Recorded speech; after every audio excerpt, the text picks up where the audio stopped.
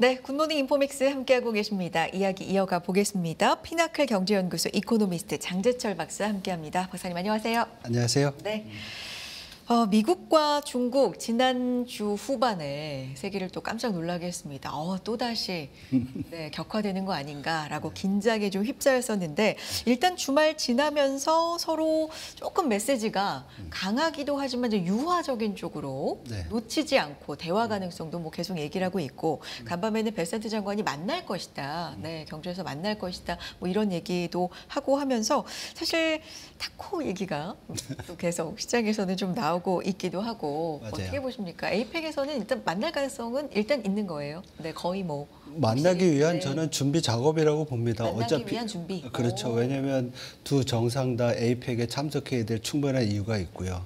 특히 시진핑 주석 같은 경우에는 아세안 지역에 대해서의 어떤 지정학적 그 위치를 고려하면 좀 그동안 해외 여행도 좀 해외 안 나왔었잖아요. 그래서 나와서 좀 다자주의에서 자기 그 중국의 역할을 좀 강조할 필요도 있고 트럼프 대통령도 마찬가지고요. 그래서 오긴 오는데 와서 분명히 이제 회담을 해야 될 거로 생각을 합니다. 그러면 무슨 얘기를 해야 될지에 대해서 고민을 해야 되는데 분명히 뭐 관세랑 무역 관련 이슈겠죠.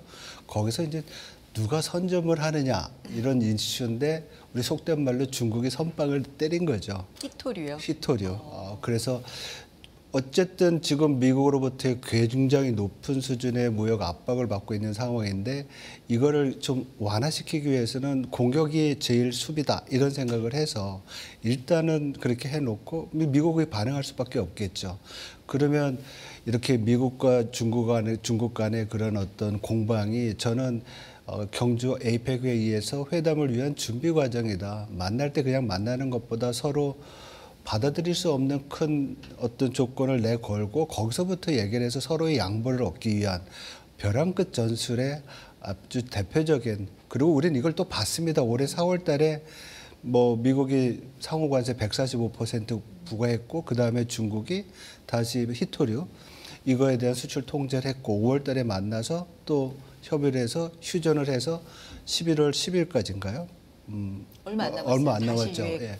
그래서 그때까지 또 휴전을 산 걸 우리가 봤기 때문에 그것이 한번 다시 되풀이되는 거 아니냐 이렇게 보고 있고요. 그리고 사실 굉장히 놀랬죠. 중국이 이렇게 강하게 나올 거라고 생각을 할 수가 없었는데 거기에는 우리가 잘 알고 있듯이 중국이 소위 말해서 히토류에 대한 굉장히 큰 경쟁력 그리고 세계 글로벌 공급망에서의 위치 그것뿐만 아니라 이번 9월 달에 중국 수출 자료 보면은 대미 수출이 27% 줄었는데도 전체적으로 수출이 증가했잖아요.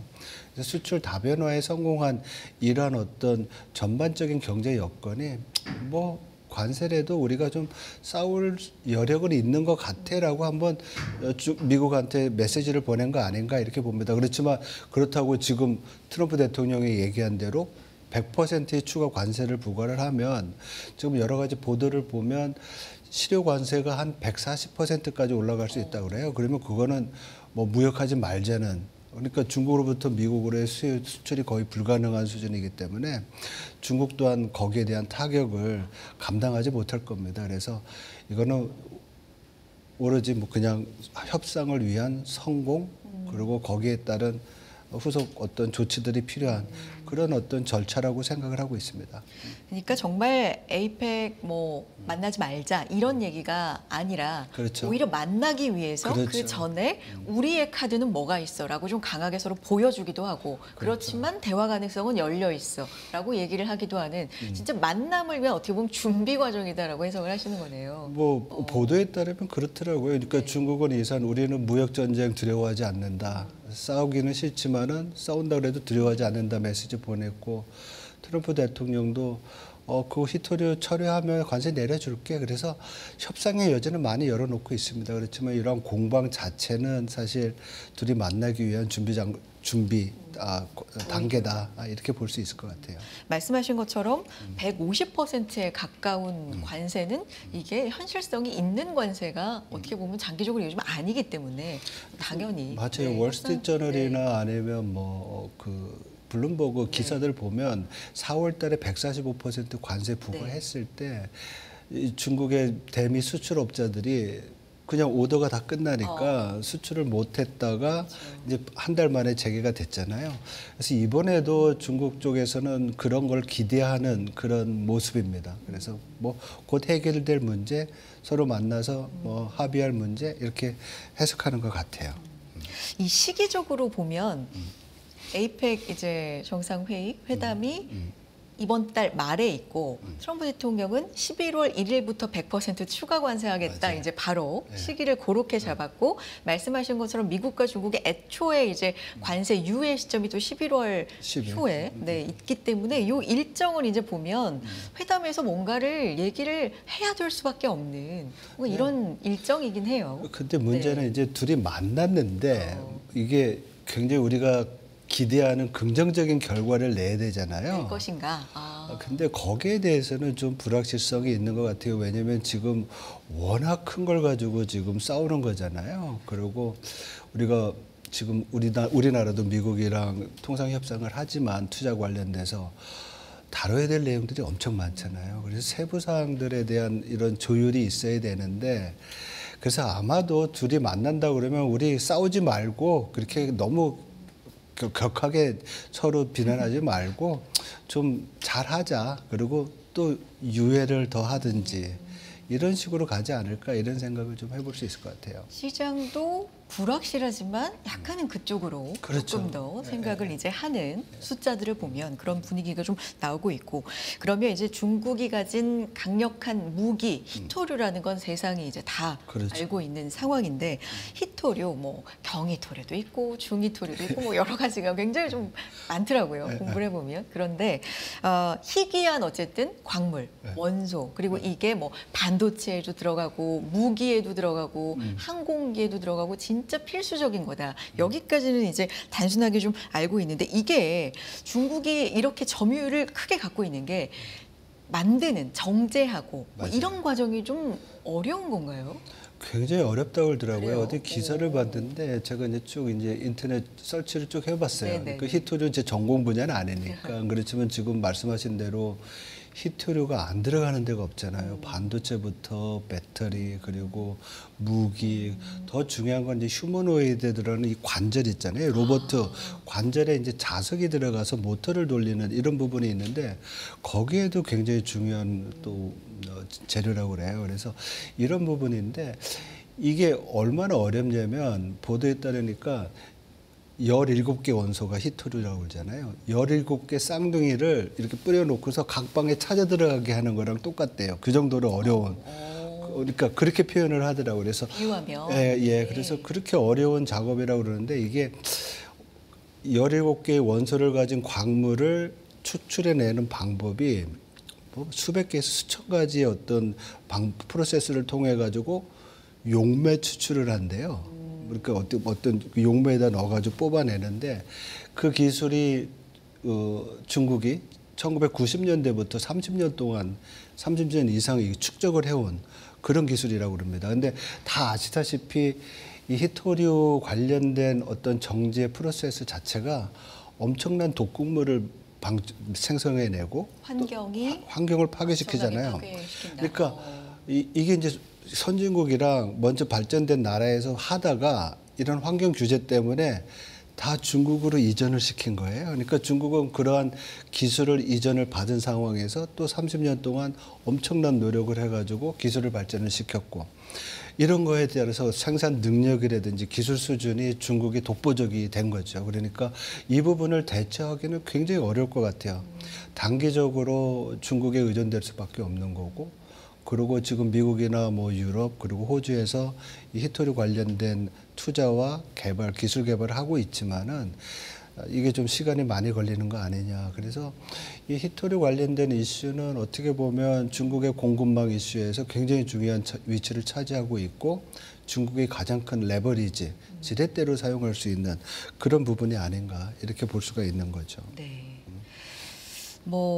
제레미 시겔이라는 굉장히 유명한 이제 시장에서 펜실베니아대 명예교수인가요? 뭐 이분도 미국이 히토류 전략이 없는 게 개탄스러운 일이다. 뭐 이런 표현을 언급을 또 하기도 했는데 맞아요. 어쨌든 미국도 여러 가지 지금 방법으로 중국의 의존도를 줄이려는 노력을 하고 있지만 말씀하신 것처럼 지난 30년의 노하우가 있고 뭐 환경 파괴라든지 이런 부분 때문에 다른 나라들은 좀 중단했던 안 했던 뭐 이런 부분들도 있기 때문에 굉장히 시간이 좀 오래 걸릴 것이다. 맞아요. 이런 얘기가 있더라고요. 그렇죠. 그리고 뭐 제일 중요한 거는 그런 관점에서 미국도 정부가 나서가지고 히토리 산업에다 투자를 하고 그리고 뭐 다른 나라들도 유럽에서도 비슷한 뭐 원재료 관리법이라든지 이런 걸 많이 만든 것 같아요. 그래서 투자를 하는데 말씀드렸듯이 이게 단기간에 극복될 이슈는 아니다. 그리고 더 제일 큰 거는 앞에서 말씀드렸던 그 환경 문제. 네. 이 문제를 극복하려면 규제를 많이 풀어야 되는데 그것 또한 쉽지 않은 그런 상황이죠. 서방 국가에서는. 예. 알겠습니다. 박사님 이제는 그 셧다운 얘기를 좀 해보고 싶은데 시장이 셧다운 얘기를 그렇게 비중 있게 하지는 않고 있어요. 네, 않고 있는데 연방 정부가 일시적으로 지금 그러니까 셧다운이잖아요. 일을 중지 네. 안 하고 있는 상황이고 그래서 우리가 금리 인하 기대감 하면 이걸 어떻게 따라가냐면 지표를 나오는 걸 보고 이걸 따라가는데 지표도 거의 안 나오고 있고 이게 깜깜이로 지금 이제 있는 상황인 것 치고 시장이 이 부분에는 너무 주목을 안 한다. 뭐 이런 생각도 사실 드는데 셧다운이 어쨌든 열흘을 넘어가고 2주째입니다. 어느 정도 지금 상황이라고 보고 계세요, 박사님? 보통 이게 네. 금방 끝나잖아요. 네. 그냥 양당 간의 합의를 통해서 아니면 뭐 임시 법안을 임시 예산안을 만들고서 해결이 되는 과정으로 가는데 어떻게든 해결은 된다. 그렇죠. 뭐 지난 트럼프 일기 때의 셧다운 기간이 약 한 35일 정도 됐다고 네. 그러잖아요. 그래서 그때는 좀 길었지만은 근데 이번에도 벌써 2주가 이제 지속이 되고 있고 그래서 시장이 안도하는 거, 시장이 좀 이 충격을 작게 보는 이유는 우리가 뭐 잘 알고 있듯이 이거는 일시적인 이슈고 더 중요한 것은 연방 정부가 셧다운이 되더라도 셧다운의 여파가 지속되지 않는다는 거잖아요. 이게 제일 큰 이슈는 연방 약 75만에서 80만 정도의 연방 정부 공무원들이 무급 휴가를 갔다가 셧다운은 되는 동안은 월급을 못 받잖아요. 그 소득이 없다가 다시 이제 재개가 되면 다시 돈을 다 받거든요. 그렇게 되면 이 효과가 이제 어떻게 보면 나빴다가 좋아지면서 서로 이제 상쇄되는 그런 게 있으니까 크게 걱정을 안 했었는데 이번에는 좀 다르다는 거잖아요. 네. 왜냐하면 75만 명의 연방 공무원을 무급 휴직을 줬다가 그 중에서 일부를 영구 해고를 하겠다고 네네. 얘기를 하고 있고. 그리고 이게 길어지면서 지금 말씀하신 대로 어떤 데이터에 그러니까 연방 정부가 만들어내는 공신력 있는 어떤 그 데이터를 우리가 못 보는 것뿐만 아니라 더 중요한 것은 정부의 공공 서비스가 다 중지가 되는 거잖아요. 그래서 이런 부분들 특히 이제 취약계층이나 저소득층에 대한 어떤 지원들이 다 스톱이 되는 거예요. 그리고 뭐 더 중요한 거는 또 어떤 집을 살 때 보증을 해준다든지 아니면은 뭐 이런 프로세스들이 다 이제 스톱이 되니까 일상에서의 경제 활동 또한 제약을 받는 거죠. 근데 이게 이제 말씀하신 대로 점점 길어진다고 하면 그 부정적인 효과들이 계속 누적이 되면서 경제에 충격을 줄 수밖에 없는 거죠. 그래서 지난번 그 트럼프 일기 때 35일 동안에 정부 셧다운 됐을 때 경제 성장률이 0.3%포인트 떨어졌다 그러잖아요. 불가피한 것 같아요. 그래서 뭐 여러 가지 추정에 따르면 일주일 정도의 정부 셧다운은 경제 성장률을 0.1%포인트 낮춘다. 이런 얘기를 하고 있잖아요. 그러니까 4분기 경제 성장률이 지금 2주라고 그러면 0.2%포인트 당초 예상했던 것보다 줄게 되는 거죠. 미국 경제가 침체 얘기는 우리가 최근에 거의 안 하고 있지만 이 지표나 조사 결과를 보면 나오는 곳이 있습니다. 무디스 애널리틱스 분석 결과를 보면 21개, 21개 주 그리고 워싱턴 DC가 경기 침체 상태이거나 그 침체 직전이다. 뭐 이런 또 결과를 냈더라고요. 이게 어느 정도 심각한 상황이에요. 근데 침체 결과가 나오는 것 치고는 이런 분석이 나오는 것 치고는 우리가 금융시장을 보면 또 이걸 반영하고 있지는 않아 보여서 이게 어느 정도 어떤 충격적인 건지 궁금해요. 지금 보면은 그 일단 21개 주와 워싱턴 DC 이 부분에 대해서는 경기 침체 또는 가능성 높다라고 평가를 했는데 무디스 애널리틱스에서 분석하는 거는 그 각 지역의 고용 상황 그리고 산업 생산 아니면 개인 소득 여러 가지 지표를 가지고서 판단하는 기준이 있는데 지금 말씀하신 그 21개 주와 워싱턴 DC가 미국 GDP의 3분의 1을 차지한대요.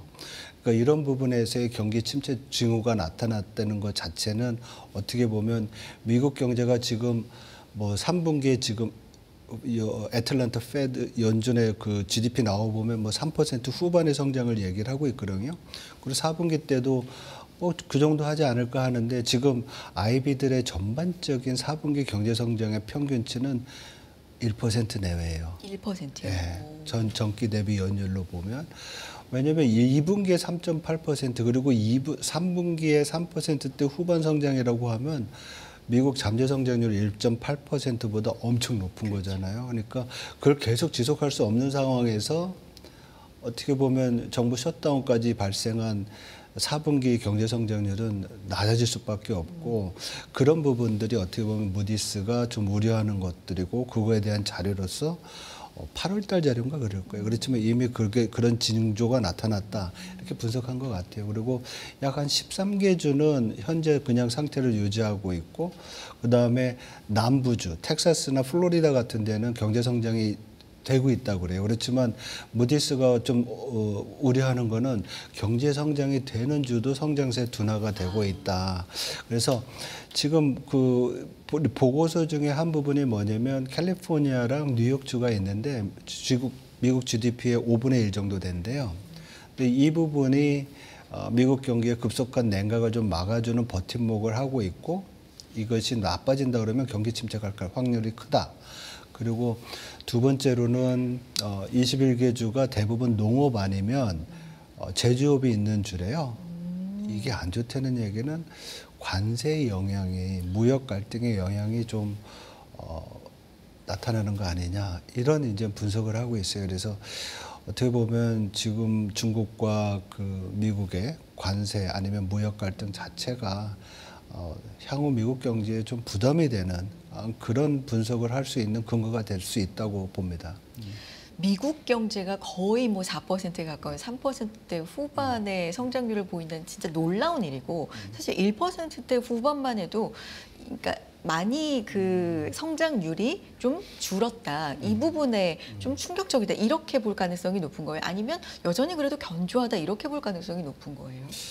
견조하죠. 그렇죠. 평균적으로 보면 뭐 올해 성장률 2%대 좀 넘을 거로 보고 있고 내년 성장률이 잠재 성장률이 한 1.8% 연간 성장률로 보면 이렇게 보더라고요. 그래서 이제 많은 분들이 전기 대비 연율의 성장률과 전년 동기 대비 성장률에 대해서 헷갈리를 하는데 저는 전기 대비 연율에 대한 성장세 자체는 경기 모멘텀을 보여주는 거거든요. 전기 대비 지금 얼마나 지금 잘 유지되고 있는지. 그게 3.8. 그렇죠. 3.9 예, 이렇게 그리고 나오죠. 전년 동기 대비로는 뭐 2%대 초반 아니면 1%대 후반.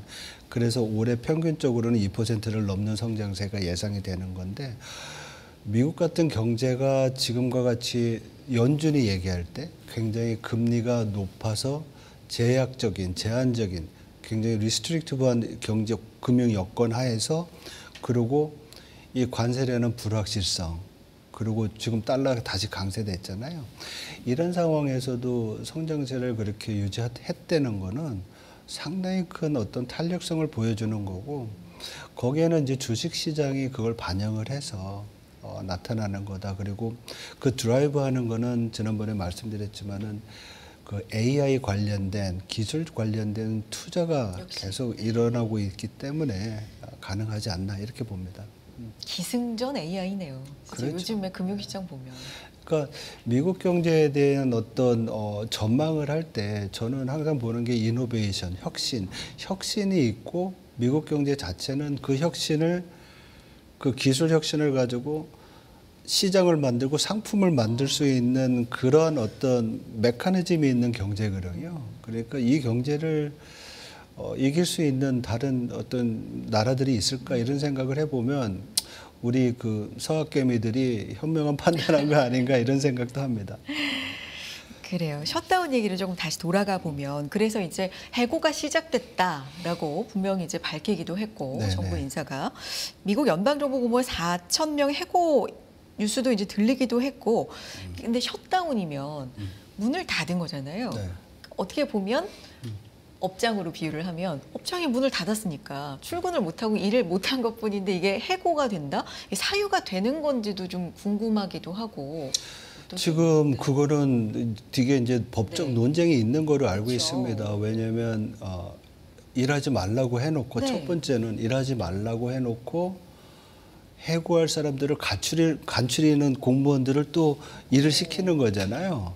그래서 이런 부분들이 어떻게 보면 불법이다 이런 그 비판도 있고요. 두 번째로는 이 해고는 의회가 어떤 프로그램을 없애거나 예산을 축소하는 결정을 내렸을 때 거기에 맞춰서 우리가 이제 해고 얘기하는 것은 영구적 해고잖아요. 그러니까 지금은 정부가 셧다운 되면 일시적인 무급 휴가, 그렇죠. 레이오프 같은 건데 이거는 파이어 시킨다 이런 거잖아요. 그렇다고 보면 이거는 의회의 영역인데 이거는 트럼프 행정부가 하고 있으니까 이거 불법이다. 그래서 지금 미국의 그 공무원 연맹에서는 이거를 연방법원에다가 소를 제시를 했어요. 그래서 이제 법적 공방을 해야 될 거로 보고 있고, 근데 이제 트럼프 행정부 내에서는 백악관의 그 예산관리국인가요? 그쪽에서는 이 정도의 그 연방 공무원들을 사용하는 거니까 예를 들어서 해고할 사람들을 추려내는 그런 공무원들의 어떤 작업 정도는 그거는 정부 대통령의 재량권에 있는 거라고 해석을 하고 있고 그래서 법적 공방은 좀 있는 것 같아요. 관세도 그렇고 뭐 해고 문제도 그렇고 법적으로 이게 맞는 거냐라고 걸려 있는 부분은 트럼프 행정부에 지금 몇 가지가 있네요. 그런 가운데 질병통제예방센터 직원 1,300명에게 해고 통보했다가 700명은 또 복귀시키는 이런 해프닝도 있었다. 뭐 이런 게 있는데 이제 코딩 실수였다 이러는데 이게 뭐 일부러 그랬다는 얘기도 있고.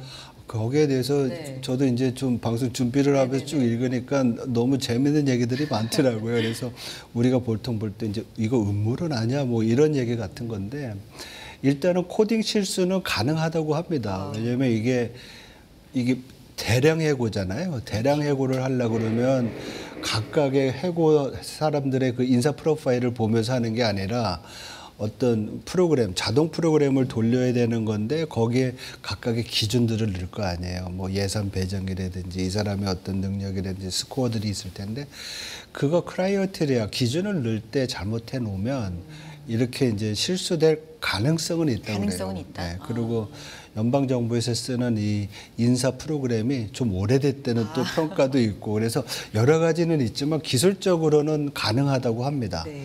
그런데 이게 이제 음모론인지 아니면 정확한 분석인지는 모르겠지만 결국 이 질병 통제 예방국인가요? CDC 이쪽은 어떻게 보면 트럼프 일기 때 트럼프 대통령이랑 좀 갈등이 있었잖아요. 코로나 일기 때.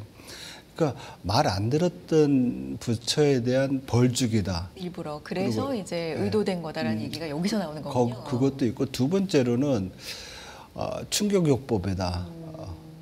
똑바로 일 안 하면 이렇게 될 수도 있다. 이런 어떤 분석도 있는 거고요.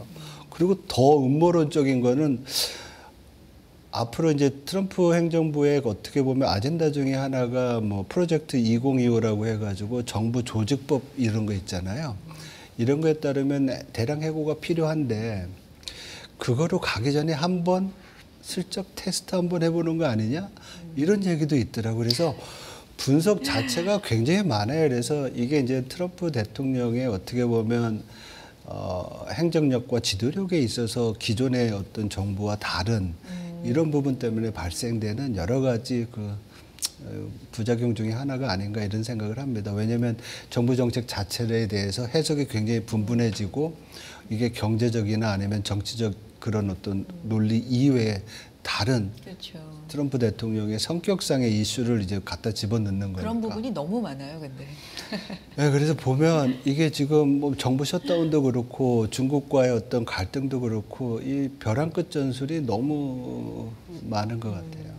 근데 이제 앞서서도 박사님께서 뭐 아직 월급도 안 나오는 그 상태에서 지금 셧다운 중이니까 그런데 필수 인력들은 일을 하고 있고 네. 뭐 해고자를 고르는 인력들도 지금 일을 하고 있고 일은 일부 하고 있는 거잖아요. 근데 그렇죠. 그들도 월급은 못 받고 있는 상황이고 근데 못 이게 받고 이제 있죠. 장기화될 경우에 근데 그들도 뭐 예를 들면 집 렌트비를 내야 되는데 그 시기가 너무 장기화돼서 못 내고 이러면은 질병 휴가를 내고 투잡을 갈 수도 있다 뭐 이런 얘기도 있더라고요. 이게 장기화되면 어쨌든 타격이 있을 수밖에 없다. 근데 그게 이제 취약층이나 서민층에 좀 더 피해가 갈 것이다라는 게 지금은 좀 깔려 있는 얘기 같아요. 맞습니다. 아주 잘 지적해 주셨어요. 왜냐하면은 이게 이제 연방 공무원 같은 경우에는 뭐 4천 명은 해고가 됐지만 나머지 부분 다시 다 복귀할 수 있잖아요. 근데 제일 큰 문제는 연방 공무원들이랑 연방 정부와 계약을 한 민간 업체들의 계약직 직원들 있잖아요. 이 사람들은 연방 정부가 셧다운되는 동안 일을 못 하잖아요. 이 사람들은 거의 실업 상태라고 보면 되는 거죠. 그리고 보도에 따르면은 뭐 연방 정부랑 관련돼 가지고 우리도 그런 거 있잖아요. 소수자 아니면은 좀 건강에 좀 안 좋은 분들을 고용해 가지고 하는 여러 가지 프로그램들 있잖아요. 이런 데도 다 문을 닫는 거잖아요. 그러면은 뭐 미국 같은 경우에 장애인을 고용한 기업들 연방 정부랑 관련돼 가지고 이런 데가 이제 월급을 못 주니까 굉장히 어려워지는 그런 상황이라고 볼 수가 있는 것 같아요. 그래서 이런 부분들이 결국은 그 경제 전체에 소비에 영향을 줄 거고 그렇게 되면 무디스에서도 얘기했듯이만 연방 정부 공무원이랑 관련된 인력이 많은 지역, 워싱턴 D.C.라든지 아니면 뭐 뉴욕 뭐 여러 가지 지역들에서 소위 말해서 자영업자들 굉장히 어려워질 수 있다.